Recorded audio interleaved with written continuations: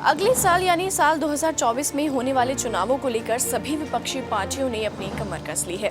विपक्षी पार्टियों ने महाजुटान के बाद खुद को इंडिया का नाम दिया है। 2024 के लोकसभा चुनाव बीजेपी की अगुवाई वाले एनडीए और विपक्षियों के गठबंधन इंडिया दोनों के लिए बेहद अहम होने वाले हैं। अगर इंडिया का गठबंधन फेल होता है तो देश की सबसे पुरानी राजनीतिक पार्टी कांग्रेस का कोई भविष्य नहीं रह जाएगा। न सिर्फ कांग्रेस बल्कि इसके गुट वाली सभी पार्टियों का अस्तित्व खतरे में आ जाएगा। तो आज की वीडियो में जानेंगे, अगर दोनों में से कोई भी गुट चुनाव में हार जाता है तो उसका अस्तित्व कैसे खत्म हो सकता है और लोकसभा चुनावों में किसे फायदा और किसे नुकसान होगा।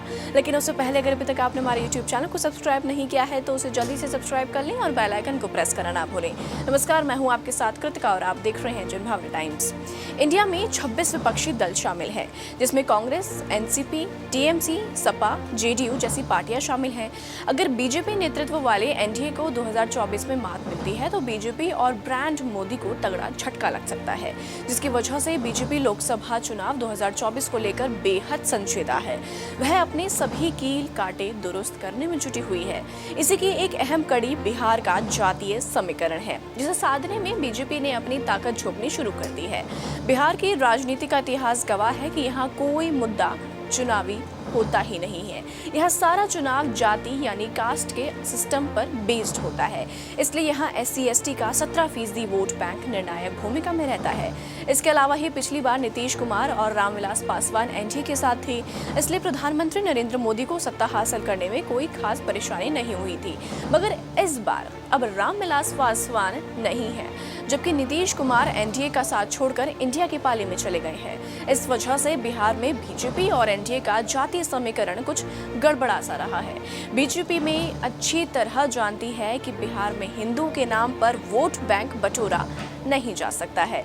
वहीं एनडीए ने पिछले लोकसभा चुनावों में बिहार में 40 में से 39 सीटों पर कब्जा किया था। हालांकि उस समय बात कुछ और थी। उस समय नीतीश और रामविलास पासवान जैसे दिग्गज नेता एनडीए के साथ थे।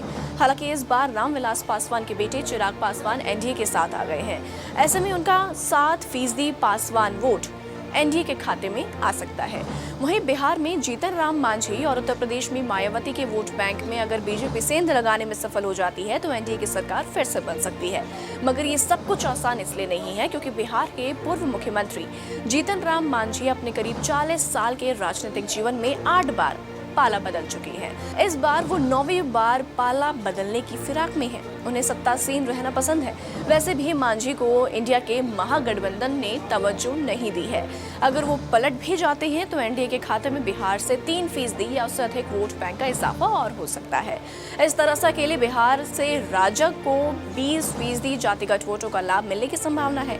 हालांकि ये सब इतना आसान नहीं होगा। राजनीति में अंतिम समय में कौन पलटी मार जाए कोई नहीं जानता।